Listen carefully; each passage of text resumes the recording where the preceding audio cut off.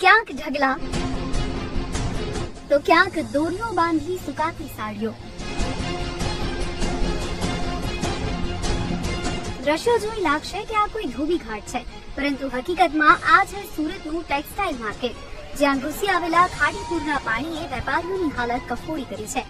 पंखे लगे सब कुछ लगे, लेकिन इतना डस्ट और गंदी है कि वो लोग इसी काम से किलो के भाव से बेचने के लिए वो होते हैं. રઘુકુલ માર્કેટમાં તમામ વેપારીઓનો સાડીનો સ્ટોક પલળી ગયો છે. ઘણી સાડીઓ એવી પણ છે કે જેના પર સ્ટોન વગેરેનું કામ પણ કરાયું હતું. એટલે કે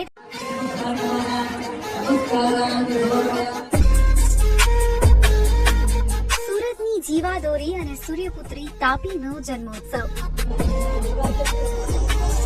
જુદા જુદા ઘાટો પર વિશેષ આરતી અને પૂજા અર્ચના સાથે આસ્થાનો માહોલ.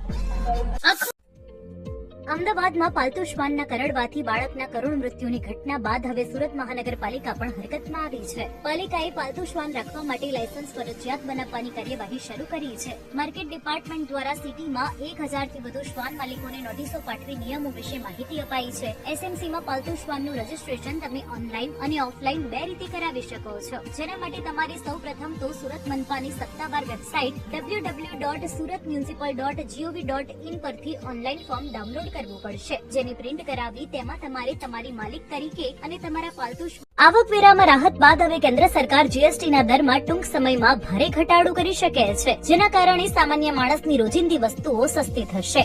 સરકાર બે મુખ્ય વિકલ્પો પર વિચાર કરી રહી છે.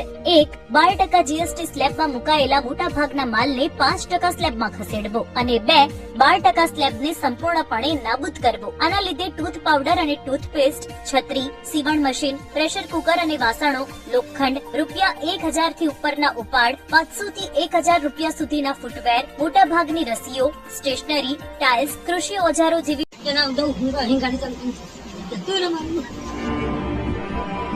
હું કેદારનાથ જઉં છું એમ કહીને દીકરો કેદારનાથ જવા નીકળ્યો હતો, પણ શું ખબર કે તે ક્યારેય પાછો નહીં ફરે.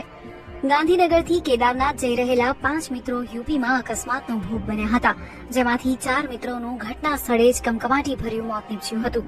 આજે ઠાકોર સમાજના યુવકોની અંતિમ યાત્રા નીકળતા આખું ગામ હિપકે.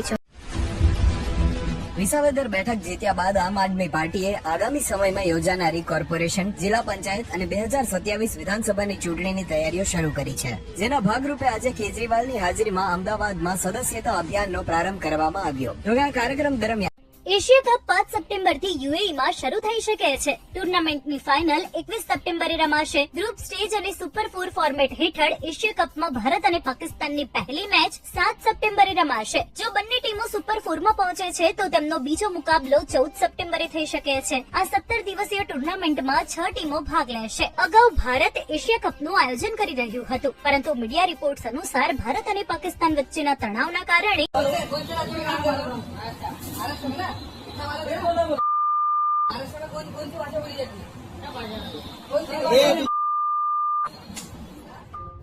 આ વિડીયો મહારાષ્ટ્રના થાણેનો છે. અહીં એમએનએસ કાર્યકરોએ ગુજરાતી દુકાનદારને મરાઠી ન બોલવા બદલ માર માર્યો. દુકાનદારની એકમાત્ર ભૂલ એ હતી કે તેને પૂછ્યું કે મરાઠી બોલવું કેમ જરૂરી છે. આના પર એમએનએસ કાર્યકરો ગુસ્સે થઈ ગયા અને દુકાનદારને મારવા લાગ્યા.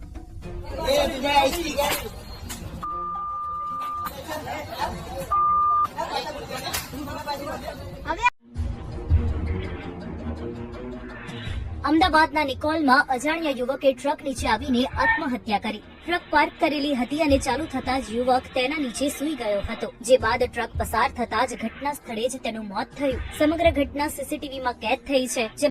અમેરિકાના રાષ્ટ્રપતિ ડોનાલ્ડ ટ્રમ્પે એક નવું પરફ્યુમ લોન્ચ કર્યું છે, જેનું નામ રાખ્યું છે વિક્ટરી 4547.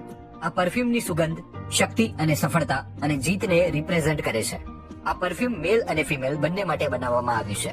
ટ્રમ્પે તેના સોશિયલ નેટવર્ક ટ્રુથ સોશિયલ પર જાહેરાત કરીને લખ્યું કે ટ્રમ્પ સુગંધ અહીં છે. તેમને વિજય 4547 કહેવામાં આવે છે, કારણ કે તે બધા જીત, શક્તિ અને સફળતા વિશે છે. પુરુષો Indian council of medical research અને નેશનલ સેન્ટર ફોર ડિસીઝ કંટ્રોલે તેમના સંશોધનમાં કહ્યું છે કે દેશમાં હાર્ટ એટેકથી થતા અચાનક મૃત્યુનો કોવિડ રસી સાથે કોઈ સીધો સંબંધ નથી. એક પ્રેસ રિલીઝમાં માહિતી આપતા આરોગ્ય મંત્રાલયે જણાવ્યું, ભારતની કોવિડ રસી સલામત અને અસરકારક છે. તેના કારણે ગંભીર આડઅસરોના કિસ્સાઓ નહિવત છે. હૃદય સંબંધિત કારણોથી મૃત્યુના અન્ય કારણો હોઈ શકે છે. આમાં આનુવંશિક, જીવનશૈલી, પહેલેથી અસ્તિત્વમાં રહેલા રોગ અને કોવિડ 44 વર્ષ પછી જૂનમાં પડેલા રેકોર્ડ તોડનારા વરસાદે ગુજરાતના ડેમોને ફરી જીવતા કરી દીધા છે. આજે આપણે જોઈશું ગુજરાતના એવા 5 ડેમ જે ખાલી ઓવરફ્લો જ નથી થયા, પણ ધસમસતા પાણી સાથે ગુજરાતની સંસ્કૃતિ અને ઇતિહાસની વાતો કહી રહ્યા છે. આ સુંદર નજારો દમણગંગા નદી પર આવેલ મધુબન ડેમનો છે. આ ડેમમાંથી ગુજરાત અને મહારાષ્ટ્રને એમ 2 રાજ્યોને ખેતી અને પીવા માટે પાણી મળે છે. વાપીથી લગભગ 40 કિલોમીટર દૂર આવેલા મધુબન ગામે આ ડેમ છે. 51 ચોરસ કિલોમીટરમાં ફેલાયેલા આ ડેમથી વીજળી પણ બનાવવામાં આવે છે. હવે 100 વર્ષ જૂનો ડેમ જુઓ. આ છે તાપીના સોનગઢમાં મીઠોડા નદી પર આવેલો ડોસવાડા ડેમ. ગાયકવાડી શાસનકાળમાં ડેમ બન્યો હતો. વરસાદી પાણીથી ઓવરફ્લો થતા અનેક લોકોને પાણી મળશે. આ છે જામનગર જિલ્લાની જીવાદોરી, 27 ફૂટ ઊંડો રણજીત સાગર ડેમ. રાજા વાલિયાના ડહેલી ગામમાં કેડસમા પાણીમાંથી નનામી લઈ જવા ગ્રામજનો મજબૂર બન્યા.